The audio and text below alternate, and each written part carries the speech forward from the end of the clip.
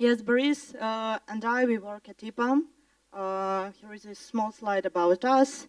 Not the best pictures, but a lot of text. So right now at Epam, we just started our GameDev journey. Basically, a few years back, we started our initiatives across Europe. Myself, I work with localization testing, and Boris. It's me. Yes, I have quite a lot of game development experience. I started long time ago with, these small games under MS-DOS. Probably you know about it, or maybe not. Then I worked in Playtika, and now at Epam I switched from database practice to some kind of game development. Thank you. Yeah, and today we share a few practical tricks how to use Agile practices across projects. In order to make this speech, I made a small research. We questionnaire around 300 guys at Epam, managers, producers who've been working at various companies with the gaming and non-gaming projects. And of course, we are here not to tell you the dogmas of Scrum or Agile methodologies, right? So Agile by itself as a term, it means flexible. So we're not here to tell you about the things that you can read in books. We're here to tell you about something that you can apply, go and take in projects and apply in practice, right?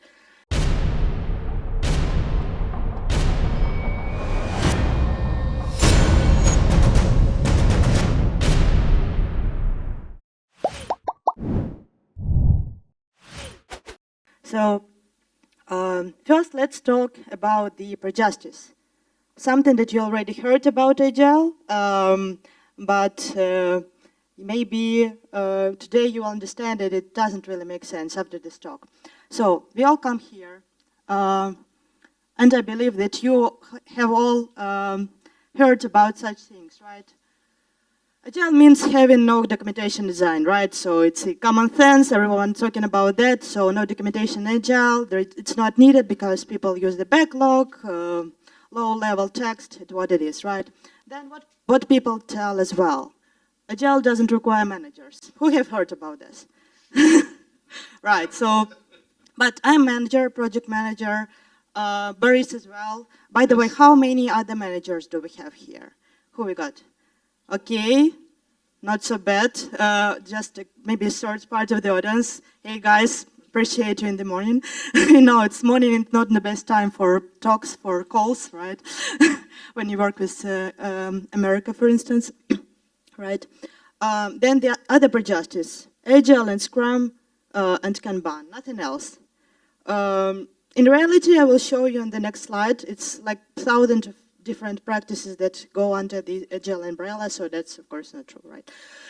And the other prejudice is that Agile doesn't work in gaming. I've heard this a lot. This year I've been on 3 different conferences and we have colleagues who've been there a lot and everyone talks about that. But when I start to conversate with them and to see and what are their reality on their projects, I see that they already implement Agile. They just don't know about it. So we'll tell you about this as well.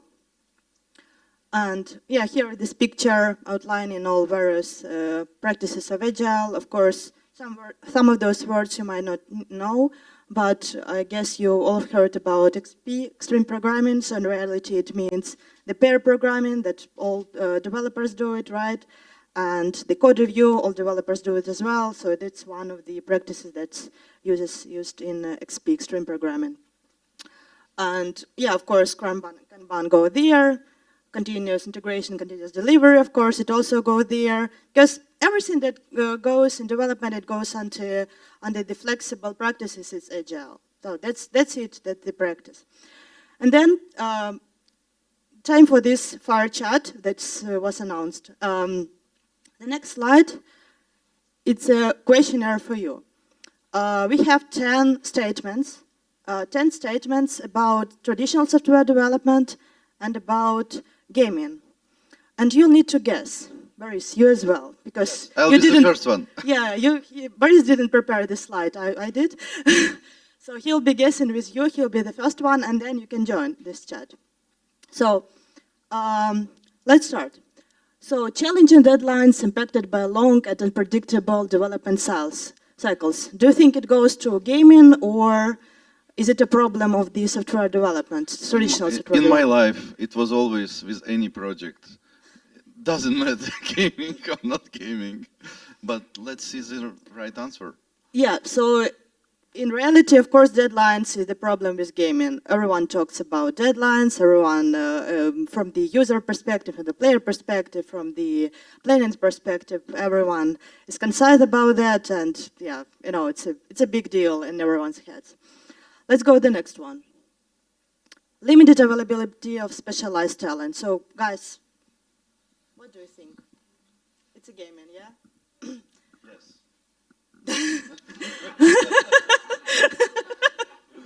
Okay, yeah, that's right. That's accurate, because normally, right now you see the number of the courses that we have all around the world for traditional software development, and gaming is just starting a journey in people's minds. So of course it's for gaming only.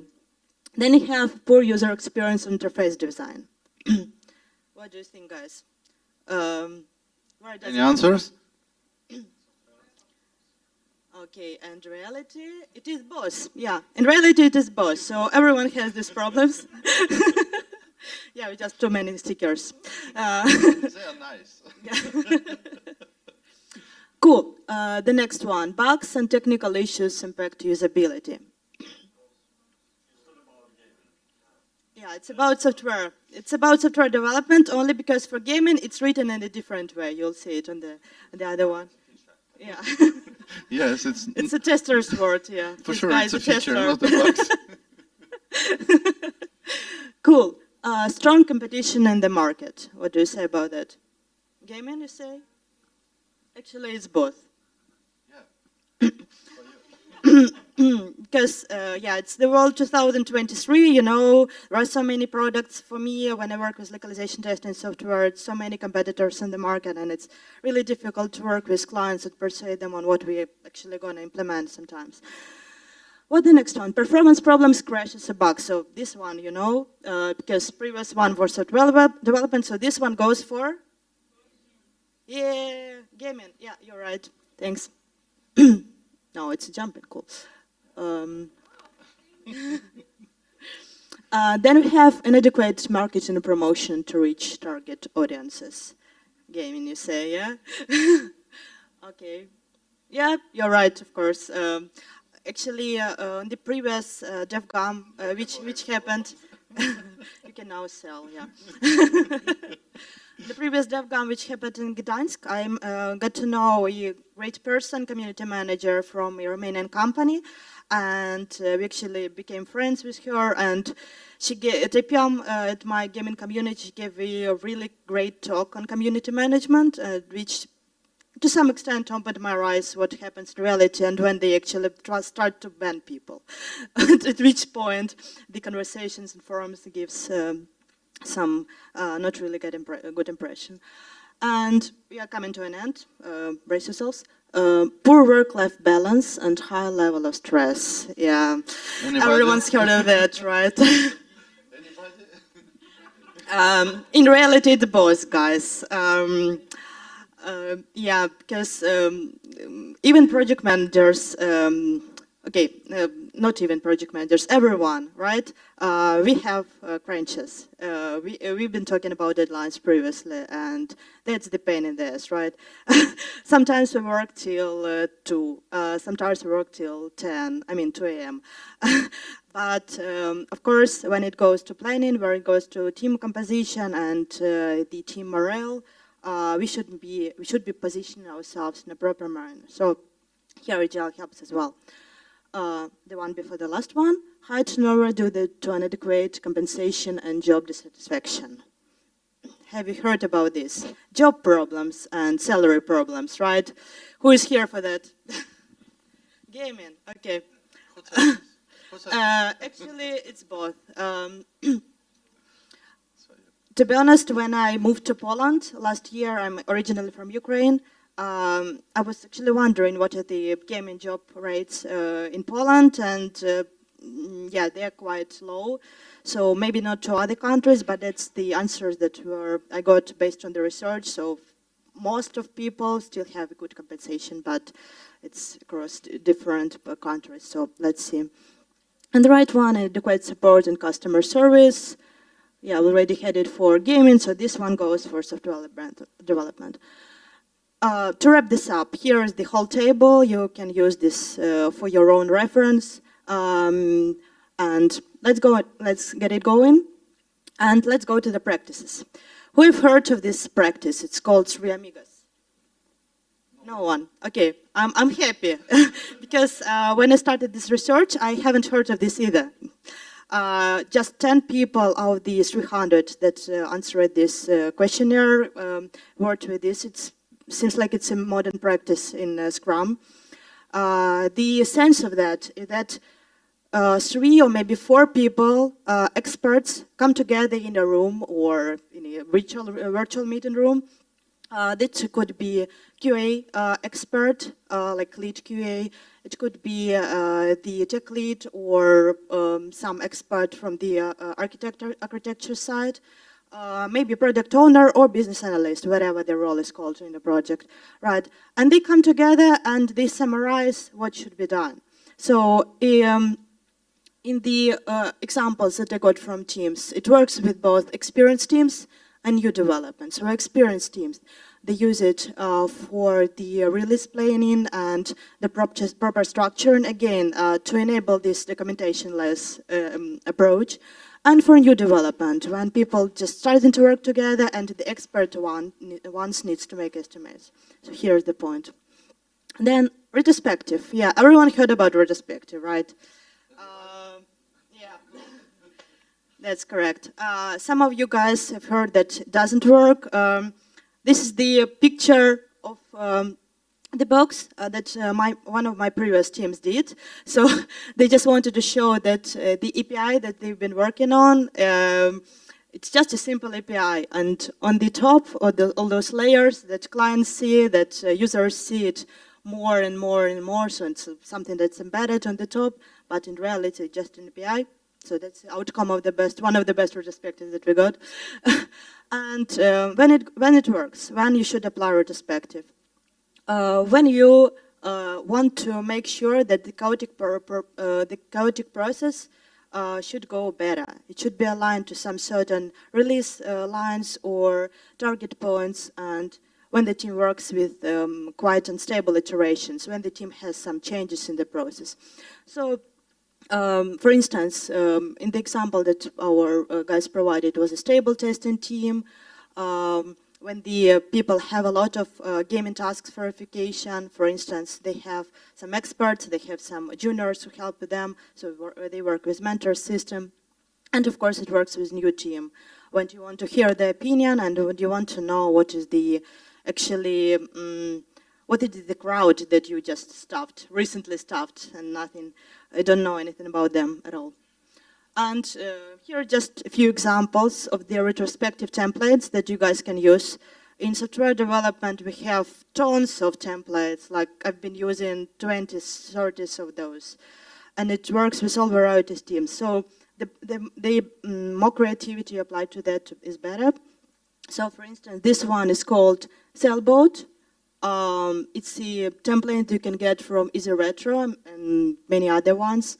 This one is called the fishbone diagram, or it can be used for diagramming, it can be used for retrospectives. This one is called 3Ls, so it's for liked, learned, lacked, and long for.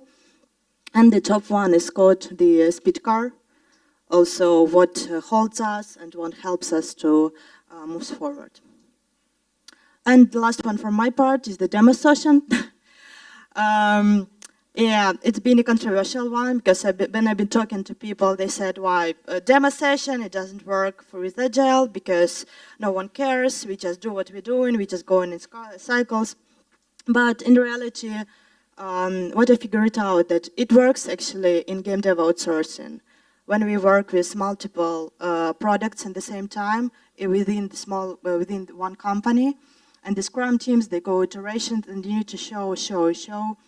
And one of the examples that we came across was the example of the mobile PvP shooter. Actually, it's not the traditional Scrum. It was the Scrum of Scrums, because people were working with really long cycles.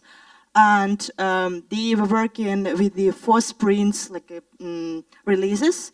And each 4 sprints, they did this demo, which would outline actually the work been done for the game. Otherwise, yeah, for such a big project, it's not possible to do the demo every 2 weeks, right? So that's the case. It varies on the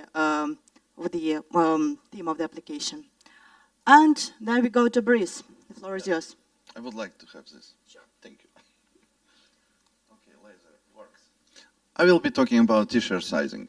Probably you always use Fibonacci numbers, or maybe you use a poker game to estimate.